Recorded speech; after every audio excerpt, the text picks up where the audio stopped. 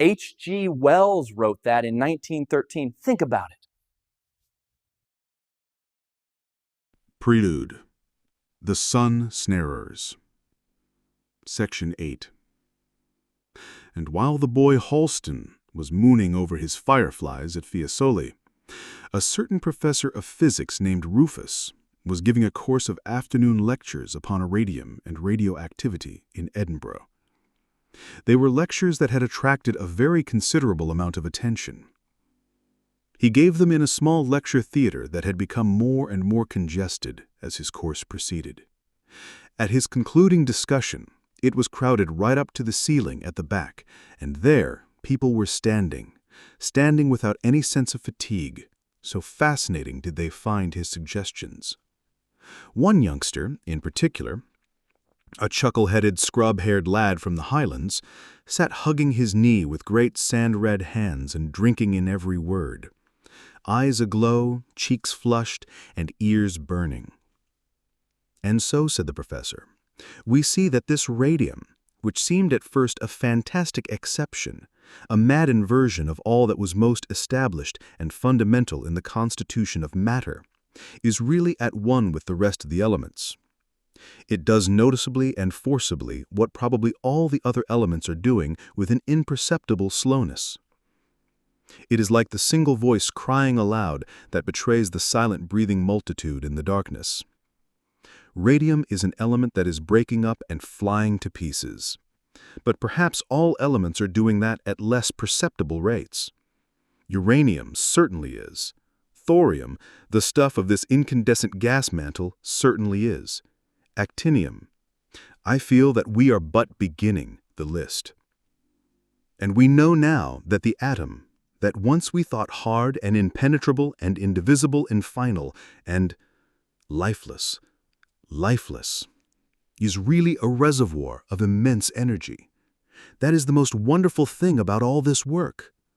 A little while ago, we thought of the atoms as we thought of bricks, as solid building material, as substantial matter, as unit masses of lifeless stuff, and behold, these bricks are boxes, treasure boxes, boxes full of the intensest force. This little bottle contains about a pint of uranium oxide. That is to say, about 14 ounces of the element uranium. It's worth about £1. And in this bottle, ladies and gentlemen, in the atoms in this bottle, there slumbers at least as much energy as we could get by burning 160 tons of coal. If, at a word, in one instant I could suddenly release that energy here and now, it would blow us and everything about us to fragments. If I could turn it into the machinery that lights this city, it could keep Edinburgh brightly lit for a week. But at present no man knows, no man has an inkling of how this little lump of stuff can be made to hasten the release of its store. It does release it as a burn trickles.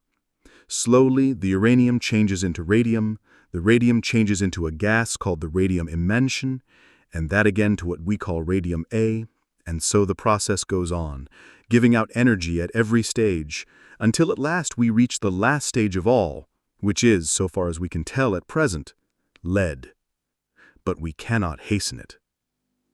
I take you, man, whispered the chuckle-headed lad, with his red hands tightening like a vice upon his knee. I take you, man. Go on. Oh, go on. The professor went on after a little pause. Why is the change gradual? He asked. Why does only a minute fraction of the radium disintegrate in any particular second? Why does it dole itself out so slowly and so exactly? Why does not all the uranium change to radium and all the radium change to the next lowest thing at once? Why this decay by driblets? Why not a decay en masse? Suppose presently we find it is possible to quicken that decay. The chuckle-headed lad nodded rapidly.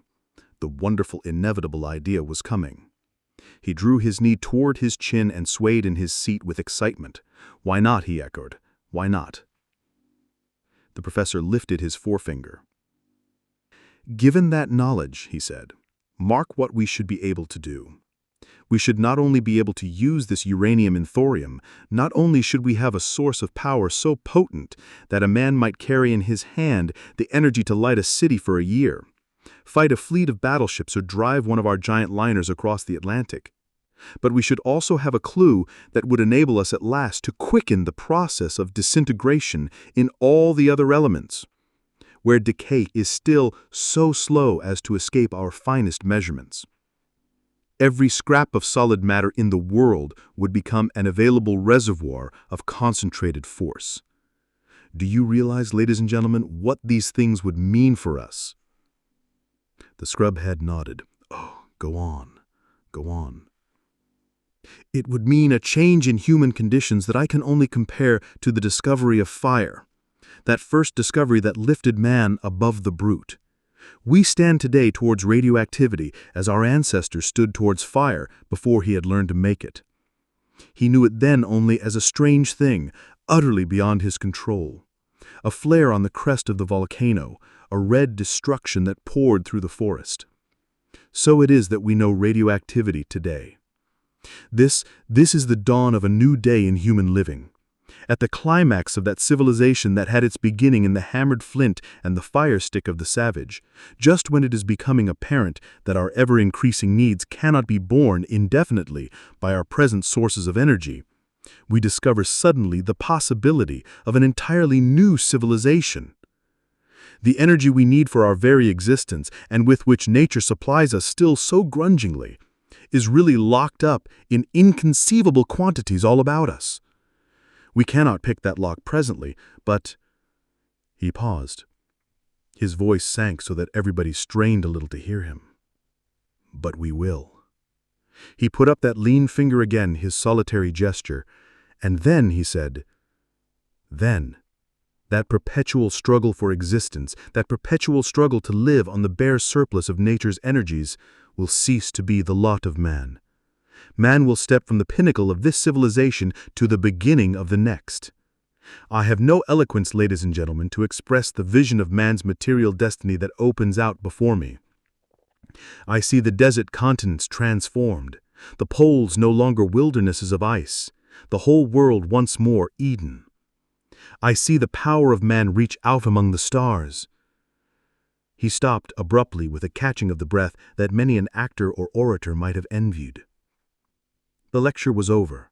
The audience hung silent for a few seconds, sighed, became audible, stirred, fluttered, prepared for dispersal. More light was turned on, and what had been a dim mass of figures became a bright confusion of movement. Some of the people signaled to friends, some crowded down towards the platform to examine the lecturer's apparatus and make notes of his diagrams. But the chuckle-headed lad with the scrub hair wanted no such detailed frittering away of the thoughts that had inspired him. He wanted to be alone. He wanted to be alone with them.